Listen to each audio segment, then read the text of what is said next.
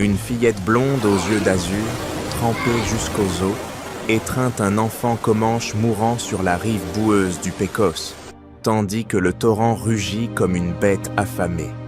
Ce geste fou, né de la haine et du deuil, va transformer une captive en légende vivante d'un peuple farouche. Evelyn Moreau, fille d'un pasteur, survivante d'un massacre en 1861, ignore encore que ce saut dans l'abîme la mènera à un amour interdit et à un destin qui défie les frontières du sang. Merci de nous écouter. Abonnez-vous pour plus d'histoires envoûtantes et dites-nous en commentaire d'où vous nous suivez, Paris, New York ou les plaines texanes. Restez jusqu'à la fin. Qui sait quel serment changera tout? L'été 1861 étouffait la frontière Texas-Nouveau-Mexique sous un soleil impitoyable, où les caravanes de pionniers serpentaient comme des veines saignantes à travers les prairies craquelées. Les Comanches, gardiens farouches de ces terres ancestrales, voyaient dans chaque chariot une menace rampante, un écho des colons qui grignotaient de leur pâturage sacré. La famille Moreau, fraîchement débarquée de l'Est, roulait vers un poste missionnaire près du Pécos, leur visage pâle, marqué par la poussière et l'espoir pieux. Evelyn, 23 ans, fille du pasteur Jacques Moreau, serrait son chapelet usé, ses yeux verts scrutant l'horizon comme un oiseau prisonnier. Son père, barbu et austère, psalmodiait des versets bibliques pour apaiser les plaintes de sa femme, Marie, et du petit frère d'Evelyn, Antoine, âgé de 8 ans, qui rêvait de rivières civilisées loin des coyotes hurlants. La nuit tomba comme un couperet. Les sabots tonnèrent avant les cris. Des ombres peinturlurées jaillirent de des buissons de mesquite, leurs lances luisant sous la lune blafarde. Les Comanches de Corbeau Noir, leurs chefs aux cicatrices comme des cartes de guerre, fondirent sur la caravane avec la précision d'un orage. Les hurlements des pionniers se mêlèrent aux sifflements des flèches. Jacques Moreau s'effondra le premier, une pointe barbelée plantée dans la gorge, son sang arrosant la Bible ouverte sur ses genoux. Marie hurla, agrippant Antoine, mais une lance la traversa, projetant l'enfant dans la poussière. Evelyn, plaquée au sol par un guerrier massif, vit son monde se dissoudre en éclats. Le feu léchant les toiles de tente, les corps inertes de ses proches, l'odeur âcre de la chair brûlée. Son cœur cognait comme un tambour de guerre, mais elle ne pleura pas encore. La survie, cette chienne affamée, lui mordait déjà les talons. Les Comanches le pillèrent car ce qui restait, fusils, couvertures, provisions arrachées aux décombres fumants. Evelyn, ligotée comme un faon capturé, fut traînée sur un poney-bai, ses poignets entaillés par les cordes de chanvre. Corbeau Noir, silhouette imposante sur son étalon noir, la toisa d'un œil froid, ses plumes d'aigle frémissant dans le vent sec. La peau pâle porte la mort des Blancs, grogna-t-il en Comanche guttural, mais un guerrier blessé, étincelle rouge, halta à ses côtés, une flèche fichée dans l'épaule. Evelyn, formée par son père, pasteur et guérisseur à ses heures, murmura une prière instinctive. Ses mains tremblantes arrachèrent sur la pointe, pressèrent l'hémorragie avec un lambeau de sa jupe et appliquèrent un cataplasme improvisé de sauge pilée. Le sang ralentit, étincelle rouge reprit souffle, ses yeux fiévreux croisant les siens. Elle guérit, traduisit un aîné, et Corbeau Noir hésita, sa lance encore levée. Tuer une captive utile, les dieux des plaines murmuraient donc des signes ambigus. Le camp s'étalait au creux d'une vallée aride, près du Pécos aux aubes troubles, un labyrinthe de tipis en peau de bison tendus sur des perches effilées. Les feux crépitaient, projetant des ombres dansantes sur les visages cuivrés. Evelyn fut jetée dans une tente exiguë, gardée par 2 sentinelles au regard de pierre. Saule Cassé, la vieille chamane aux cheveux tressés de plumes de corbeau, lui apporta un bol de ragoût fade, viande séchée et racines amères. « Mange, fille du ciel », dit-elle d'une voix rauque, son français approximatif teinté d'accent ancien. Le chef observe. Tes mains portent-ils le feu blanc? Montre de la force, ou les loups te réclameront.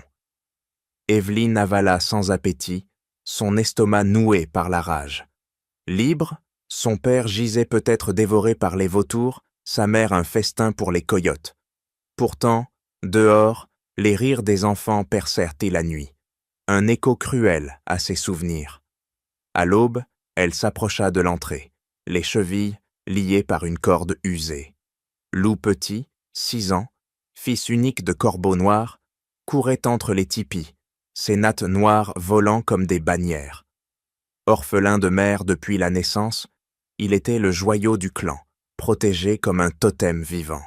Ses yeux sombres, vifs comme ceux d'un puma, croisèrent ceux d'Evelyne. Un instant, un éclair de vulnérabilité partagée. Il lui rappela Antoine, ce frère noyé dans un affluent boueux lors d'une crue, ses petits poings battant l'eau en vain. Evelyne détourna le regard, la haine se mêlant à une pitié traîtresse. Corbeau Noir rentrait de la razzia, monté sur son étalon, un collier de scalp pâle pendant à son cou. Il passa sans un mot, mais son ombre s'attarda sur elle comme une malédiction. Dans ce camp de vent et de poussière, Evelyne n'était qu'une ombre errante, un fantôme blanc parmi les guerriers. Pourtant, au fond d'elle, une étincelle couvait, survie, ou quelque chose de plus sombre, prêt à consumer les chaînes invisibles qui l'enserraient d'Ardéja. Les vents portaient dire tempête, et le destin basculait au fleuve, où les nuages noirs s'amoncelaient comme des armées invisibles prêtes à engloutir la plaine. L'après-midi de cette fin d'été 1861 s'alourdit soudain, le ciel se fendant en un grondement sourd qui fit frémir les tipis. Des éclairs zébrèrent à l'horizon, et la pluie s'abattit en trombes furieuses, transformant la terre craquelée en un bourbier glissant où les chevaux s'enfonçaient jusqu'aux jarrets. Le camp de Corbeau Noir, niché au creux d'une boucle du Pécosse, bruissait d'une agitation fébrile. Les femmes hâtaient de rentrer les peaux séchées, les guerriers aiguisant leurs lances sous l'averse, tandis que les enfants, indomptables, couraient en riant, éclaboussant l'eau boueuse de leurs pieds nus. Loup petit, 6 ans, silhouette frêle, aux cheveux noirs comme la nuit et aux yeux vifs hérités de sa mère disparue, s'était échappé de la vigilance de sa nourrice. Fasciné par le tumulte du fleuve gonflé, il s'était aventuré trop près de la rive escarpée, où les eaux mugissantes charriaient des troncs arrachés et des débris de rochers polis par des siècles d'érosion. Un glissement de terrain, un cri étouffé par le tonnerre, et le garçonnet disparut dans le courant vorace, son corps menu avalé comme une brindille par la bête liquide. Les hurlements d'alarme fusèrent du camp. Un chœur de voix rauque qui couvrit le fracas de l'orage. « Loup petit, au Pécosse !» Les guerriers se ruèrent vers la berge, leurs bottes s'enfonçant dans la boue rouge. Mais le fleuve, en crue impitoyable, les défiait de son écume blanche et de ses remous traîtres. Corbeau Noir surgit de son tipi, son visage couturé se crispant en une masque de pierre fendue par la fureur, ordonnant aux 2 meilleurs nageurs de plonger. Pourtant, le courant les repoussait, les vagues les giflant comme des gifles divines, et l'enfant n'était plus qu'un point d'or noir qui s'éloignait, ballotté entre l'espoir et l'abîme. Evelyne, confinée dans son abri de peaux humides, avait entendu le cri perçant qui transperça le vacarme. Un son trop familier, écho d'un autre enfant perdu dans une autre inondation, sur les sentiers poussiéreux de l'Ouest. Son frère, ce gamin au courir comme cœur contagieux, englouti par une rivière mineure lors de leur migration, hantait ses nuits, son corps retrouvé gonflé, les yeux vitreux fixant un ciel indifférent. Sans un mot, ignorant les gardes qui l'avaient saisie par le bras, elle se libéra d'une secousse et courut vers le fleuve, sa jupe trempée collant à ses jambes comme une seconde peau. Les Comanches s'écartèrent, stupéfaits, leurs murmures se mêlant à la pluie. Une captive blanche, osant défier le grand esprit pour le fils de leur chef, elle arracha son châle, plongea tête la première dans les eaux froides qui la saisirent comme des griffes de fer. Le Pékos la malmenait, la roulant dans ses tourbillons, l'eau salée envahissant sa bouche, ses poumons brûlants. Mais elle nageait avec une rage primitive, ses bras fouettant le courant, guidée par une vision floue, la petite forme qui sombrait et refaisait surface, un bras menu agitant l'air en un appel muet. Elle l'atteignit au moment où Loup Petit allait sous l'eau pour la dernière fois, ses doigts s'accrochant à la tunique de l'enfant comme à un radeau de fortune. « Tiens bon, petit !» haleta-t-elle en anglais, le serrant contre sa poitrine, ignorant les élancements dans ses muscles. Le fleuve les emporta plus loin, les cognant contre un rocher submergé qui lui entailla l'épaule, du sang se diluant en traînées de rose. Ses forces faiblissaient, la vision se brouillant en un voile gris, mais elle refusait de lâcher, pédalant contre le poids mortel du courant. Soudain, une poigne puissante la saisit par la taille. Corbeau noir, torse nu, luisant sous la pluie, avait bondi d'une embarcation improvisée, ses bras comme des câbles d'acier les propulsant vers la rive. Ils s'échouèrent sur la berge boueuse, Evelyne toussant de l'eau fétide, le chef haletant, son regard noir rivé sur l'enfant inerte qu'elle posa sur l'herbe détrempée. Loup Petit ne respirait plus, sa poitrine immobile, ses lèvres bleues. Un murmure superstitieux parcourut le cercle des Comanches agglutinés. L'esprit s'est envolé, la blanche vole son âme. Mais Evelyne, agenouillée dans la boue, ignora les lances cherouilles pointées. Ses mains, formées par les leçons de son père, ce pasteur thérapeute qui soignait corps et âme sur les pistes, pressèrent rythmiquement le torse frêle, puis elle pinça le nez du garçon et insuffla de l'air dans sa bouche, 1, 2, 3 fois. Les secondes s'étiraient en éternité, la pluie martelant son dos comme un jugement. Puis, un spasme, un hoquet, et Loup Petit vomit l'eau du fleuve, ses poumons se gonflant d'un cri rauque. Ses yeux s'ouvrirent, chassant l'ombre de la mort. Un souffle collectif traversa la foule, mi-soulagement, mi-incrédulité.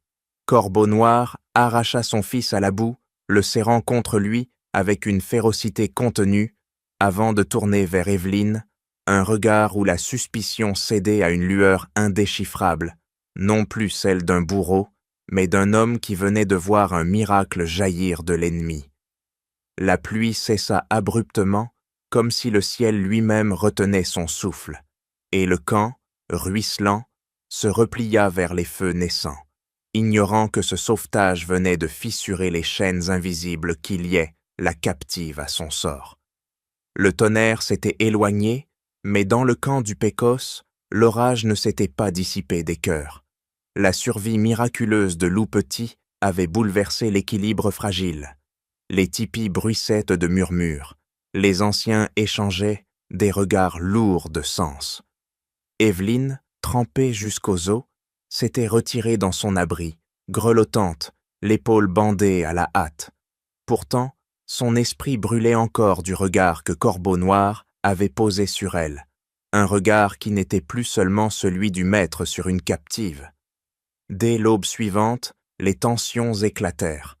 Un cercle de guerriers se forma près du feu central. Parmi eux, Ours Gris, vétéran des batailles de contre les colons, pointa son tomahawk vers la tente où Evelyne reposait. « Hélas volé le souffle de l'enfant !» lança-t-il. « Les esprits ne pardonnent pas qu'on détourne le chemin des morts. » Des hochements de tête suivirent, d'autres voix s'élevèrent, rudes comme des pierres roulées par le torrent. Mais Corbeau Noir se leva, silhouette imposante, et son ombre étouffa les contestations. « Mon fils respire. Quiconque doute de ce miracle doute aussi de ma parole. » Le silence retomba, lourd, mais non convaincu. Evelyne comprit, à travers les fissures de ce calme forcé, que sa place restait précaire, bâtie sur un fil plus fragile qu'une toile de veuve noire. Les jours suivants, le camp reprit son rythme, mais rien n'était plus pareil. On la laissait circuler davantage, surveillée par des yeux méfiants. Saule Cassé, la vieille guérisseuse, l'accueillit près de son foyer. Ses mains parcheminées lui tendirent sur des racines, des feuilles amères. « Apprends, dit-elle d'une voix rauque. Si tu veux que ces gens voient en toi autre chose qu'un présage, il faudra guérir plus d'un corps. » Évelyne s'initia à la médecine des plaines, les décoctions de sauge contre la fièvre, la résine de pin pour refermer les plaies, les chants murmurés, au rythme des tambours pour apaiser l'esprit. Chaque soir, le visage de Loup-Petit apparaissait à la lueur des flammes, avide de nouveaux mots en anglais qu'elle traçait du doigt dans la poussière. River, Star, Fire. L'enfant répétait avec un enthousiasme qui fendait la glace des guerriers les plus endurcis. Pourtant, l'ombre des soldats auves bleus s'étendait déjà. Un éclaireur surgit un matin, haletant, annonçant qu'une colonne de cavalerie avait franchi la rivière au sud. L'inquiétude gagna le camp. Les femmes chiites commencèrent à empaqueter les pots, les vieillards consultaient sur les augures. Dans la nuit, Évelyne surprit une conversation à voix basse entre deux jeunes guerriers. « Qu'attendons-nous pour l'offrir aux soldats ?» dit l'un. « Ils la veulent maigre vivante, sa peau pâle nous attirerait la clémence. »« Et si le chef s'y oppose ?» répliqua l'autre. « Alors nous verrons si la voix du tonnerre l'emporte sur celle d'un cœur d'homme. » Ces mots la glacèrent. Elle comprit qu'elle n'était pas seulement prisonnière des Comanches, mais aussi otage des rivalités qui couvaient. À l'aube, Corbeau Noir la fit appeler. Dans son tipi, le chef préparait ses armes. La peinture rouge barrait son torse comme une cicatrice. « Les soldats viendront. Tu pourrais fuir avec eux, » dit-il, sondant ses yeux clairs. « Mais si tu choisis de rester, souviens-toi, tu n'es plus seulement la fille de ton peuple. Tu es Moonfire. » Évelyne sentit un nœud dans sa gorge. Son esprit se déchira entre le souvenir de ses parents massacrés et la chaleur des bras du petit loup qui la cherchait chaque soir. Elle sut, au même instant, que son destin n'avait plus de retour en arrière. Alors qu'elle sortait de la tente, la lumière rasante du matin enveloppa le camp dans une clarté dorée. Les tipis se dressaient comme des sentinelles, les guerriers s'équipaient, les femmes priaient silencieusement. Évelyne inspira profondément, consciente que chaque souffle la liait davantage à cette terre rouge. Et vous qui m'écoutez, si cette histoire des frontières sauvages vous émeut et vous donne envie de découvrir la suite des épreuves d'Évelyne et de son improbable famille, n'oubliez pas de vous abonner. C'est votre soutien qui entretient le feu de ce récit et permet que d'autres chapitres vous soient contés. Ce matin-là, pour la première fois, Évelyne ne se sentit plus comme une captive. Elle se sentait comme une étincelle, prête à embraser deux mondes qui se déchiraient en. Mais cette flamme fragile allait bientôt être mise à l'épreuve d'un vent bien plus violent, la guerre des hommes en uniforme. La promesse d'un matin doré s'était vite dissipée. Au cœur de l'hiver, la plaine s'était changée en un désert de glace et de vent. Les buffles, plus rares, forçaient par les clans à s'enfoncer plus loin vers les plateaux, là où les arbres nus se tordaient sondés comme des spectres. C'est lors de cette migration qu'Évelyne goûta la rudesse de l'existence comanche, ses muscles éprouvés par des jours entiers de chevauchée, ses mains fendillées par le froid sec. Moonfire, comme on l'appelait désormais, n'était plus seulement observatrice. Elle tirait des charges, montait les tentes, endurait sans se plaindre. Un soir de décembre, alors que les guerriers avaient trop dispersé un petit troupeau pour la chasse, la neige dissimula un danger plus grand. Du rideau blanc surgirent donc des silhouettes armées, des Kiowa, rivaux ancestraux, leurs visages peints d'ocre et de suie. L'embuscade fut brève et brutale. Évelyne, séparée du groupe, fut saisie, ligotée à cru sur un cheval étranger. Le vent giflait son visage tandis que la horde l'entraînait vers le sud. Les cris de loup petit résonnaient encore dans sa mémoire quand la nuit engloutit la prairie. Le campement Kiowa s'élevait dans une clairière balayée par les rafales. On la jeta à terre près d'un feu qui projetait des ombres dansantes. Autour d'elle, les regards étincelaient d'une hostilité sourde. L'un des chefs, un homme massif aux plumes d'aigle, déclara dans un comanche rugueux « La femme blanche servira de monnaie, les soldats paieront en armes et en poudre. » Un murmure d'approbation parcourut l'assemblée. Evelyn comprit alors qu'elle n'était qu'un pion dans un jeu qui dépassait sa propre survie. Mais au fond de la nuit, un son discret fendit le tumulte, un ululement d'orfraie, long, modulé. Elle se raidit. C'était le signal des guerriers de Corbeau Noir, appris au fil des mois. Son cœur battait si fort qu'elle craignait d'être démasquée. Lorsque les Kiowa s'éloignèrent, elle ramassa une pierre et la lança contre un tronc, provoquant un écho qui couvrit son propre sifflement en réponse. Quelques instants plus tard, le vacarme éclata. Les Comanches surgissaient comme des fauves dans la tempête, arcs bandés, lances étincelantes. La mêlée fut courte mais sanglante, des cris, des sabots frappant la neige, des éclairs de lame. Evelyn, toujours entravée, tomba sur le flanc, la joue enfoncée dans la poudre glaciale. Elle vit Corbeau Noir fondre sur elle, son visage peint en noir et rouge, ses yeux luisants comme des braises. D'un coup de couteau, il trancha ses liens, puis la releva avec une vigueur farouche. « Es-tu blessé ?» demanda-t-il, la voix rauque. « Non » haleta-t-elle, le souffle coupé. Quand le tumulte s'apaisa, la clairière n'était plus qu'un champ de silence troué de corps immobiles. Les Comanches avaient repoussé l'ennemi, mais chacun savait que ce répit n'était que temporaire. De retour au camp, Corbeau Noir convoqua le cercle des anciens. Evelyn fut placée au centre, les flammes du grand feu illuminant son visage pâle. Dans sa main, le chef tenait un couteau cérémoniel aux manches ornées de perles turquoises. « Cette femme n'est plus une prisonnière, » déclara-t-il. « Elle a partagé nos dangers, elle a entendu nos signes, et les esprits l'ont rendue à nous. Ce soir, elle choisira. » Il posa le couteau devant elle. « Prends-le et pars. Les plaines sont vastes. Si tu marches vers les soldats, ils t'accueilleront comme l'une des leurs. Mais si tu décides de rester, alors tu seras Comanche, lié par le sang et la parole. » Le silence était total, seulement troublé par le crépitement du bois. Evelyn baissa les yeux sur la lame qui reflétait la danse des flammes. Dans sa poitrine, les souvenirs s'entrechoquaient.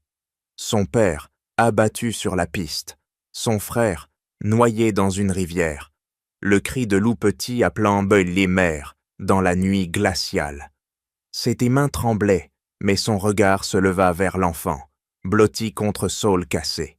Elle lut dans ses yeux noirs une confiance sans réserve, un besoin qui transcendait toutes les rancunes. Alors, lentement, elle prit le couteau. Les guerriers retinrent leur souffle, mais au lieu de le retourner contre ses geôliers, elle entailla légèrement sa propre paume, laissant perler une goutte rouge qu'elle tendit vers Corbeau Noir. « Mon sang se mêle au vôtre, » dit-elle d'une voix ferme. Un murmure parcourut l'assemblée, moitié étonnement, moitié approbation. Corbeau Noir s'approcha, pressa sa main ouverte contre la sienne. Leurs sangs se mélangèrent, scellant un pacte plus fort que les mots. « Alors tu n'es plus captive, » prononça-t-il. « Tu es mon épouse et la mère de Loup Petit. » Les femmes se levèrent, entonnant un chant ancien qui s'éleva dans l'air glacé. Evelyn sentit le poids de sa décision l'envahir, à la fois fardeau et libération. Ce soir-là, elle franchit une frontière invisible. D'otage fragile, elle devenait Moonfire, femme de chef, gardienne d'un enfant et témoin d'un destin collectif. Pourtant, dans les ténèbres au-delà des flammes, les silhouettes de l'armée bleue n'étaient pas loin. Le véritable serment ne faisait que commencer. La nuit du serment s'éteignit dans les braises, Mais déjà l'aube portait d'autres menaces. Au loin, dans le souffle glacé des plaines, des éclaireurs rapportèrent que l'armée des tuniques blumasniques bleues dressait ses campements, canons alignés comme des dents de fer. Les 100 jours de répit touchaient à leur fin. Moonfire, désormais lié par le sang au Comanche, sentit peser sur ses épaules une responsabilité nouvelle. Elle n'était plus la captive tremblante d'autrefois. Son regard clair scrutait l'horizon avec la gravité de ceux qui savent que chaque décision peut faucher ou sauver un peuple. Les tambours résonnaient, annonçant la préparation à l'exode. Femmes et enfants chargeaient les travois, les hommes polissaient pour les armes. Mais sous cette agitation régnait une inquiétude sourde. Où fuir quand les plaines elles-mêmes se rétrécissaient sous la marche des colons et la rigueur des lois venues de l'Est. Un soir, Corbeau Noir réunit le conseil. La tente principale était saturée de fumée de sauge. Les anciens parlaient de retrait vers les montagnes, mais les plus jeunes réclamaient le combat, préférant mourir en guerrier que d'être parqués. Moonfire resta en retrait, mais tous sentaient son regard peser sur la discussion. Finalement, le chef se tourna vers elle. « Toi qui as marché dans les deux mondes, dis-nous, quelle route reste-t-il » Ces mots, prononcés devant tout le cercle, résonnèrent comme une mise à nu. Evelyn savait que son avis pouvait la condamner, mais aussi offrir un souffle de survie. Elle répondit d'une voix posée. « Les soldats ne cherchent pas seulement vos vies, mais vos terres. Si vous les affrontez de front, vos lances se briseront sur leurs canons. Mais peut-être écouteront-ils une femme de leur sang qui parle pour vous. Laissez-moi aller à leur camp. » Un silence choqué suivit. Certains rirent avec amertume, d'autres grondèrent. Offrir la parole à l'ennemi, n'était-ce pas déjà une reddition? Mais Corbeau Noir, après un long silence, acquiesça. Ses yeux brûlaient d'un mélange de fierté et d'angoisse. « Va, Moonfire, mais sache que si tu ne reviens pas, ton nom sera chanté comme celui qui aura tenté d'arracher une trêve au tonnerre des Blancs. » Le lendemain, elle s'avança seule sur la plaine gelée. Sa monture avançait prudemment, soulevant des éclats de glace. Dans sa main flottait un chiffon blanc attaché à une branche. Le camp militaire apparut, hérissé de tentes, fusils et silhouettes. Les sentinelles braquèrent leurs armes. Un capitaine d'allure raide s'avança. Son regard s'agrandit en découvrant cette femme vêtue de peau comanche, le visage marqué par la poussière des pistes. « Qui êtes-vous » demanda-t-il. « Evelyn Moreau » répondit-elle avec fermeté. « Jadis fille de pasteur, aujourd'hui épouse de chef. J'ai traversé le feu et les rivières pour vous parler. » Le capitaine hésita. Autour de lui, ses hommes ricanaient, incrédules. Pourtant, il la conduisit sous une tente de commandement. Là, autour d'une table couverte de cartes, elle plaida. Sa voix vibrait, décrivant la souffrance des femmes, la fragilité des enfants, la fierté d'un peuple qui ne demandait qu'un fragment de liberté. Elle ne demanda pas l'impossible, seulement un répit, un passage sûr vers le nord du fleuve, loin des routes des colons. Les officiers échangèrent des regards sceptiques. L'un d'eux lâcha. « Dans 6 mois, les ordres viendront. Les Comanches devront plier. »« Alors donnez-nous ces 6 mois, » répliqua-t-elle, le regard fixe. « Chaque jour de paix vaut plus qu'un champ de cadavres. » Son audace frappa les militaires. Le capitaine finit par céder. Il détournerait dans la colonne, à condition que les Comanches évitent les axes des pionniers. Ce n'était pas la victoire, mais un souffle de répit. Quand Moonfire quitta le camp, son cœur battait à la fois de soulagement et d'amertume. Elle savait que ce n'était qu'un délai. Mais parfois, un délai suffit à sauver une génération. Le soir, elle retrouva Corbeau Noir au bord du feu. Il l'accueillit d'un regard lourd de reconnaissance. Loup Petit se jeta dans ses bras, riant comme si les ombres de la guerre n'existaient pas. Autour d'eux, le clan reprenait espoir, empaquetant leurs biens, pour remonter vers les vallées plus sûres. Sous la neige qui tombait en silence, Moonfire leva les yeux au ciel. Elle comprit que son existence avait basculé à jamais. Ni pleinement Comanche, ni plus jamais enfant des colons, mais un pont fragile entre deux mondes ennemis. Et ce pont, tant qu'il tiendrait, porterait la survie d'un peuple et la mémoire de 2 vies perdues dans un fleuve. Cette histoire des plaines sauvages touche à la mémoire, à la perte et à l'espoir. Elle rappelle combien le destin d'un individu peut devenir le fil qui relie 2 mondes en guerre. J'aimerais savoir ce que vous en pensez. Qu'auriez-vous fait à la place d'Evelyn? Auriez-vous choisi de rester ou de partir? Vos réflexions donnent vie au récit et ouvrent le dialogue entre passé et présent. Merci sincèrement d'avoir voyagé avec moi au cœur du Far West, là où le vent porte encore les voix des anciens. Je vous retrouve très bientôt pour une nouvelle traversée de ces terres indomptées, avec d'autres destins oubliés qui méritent d'être racontés.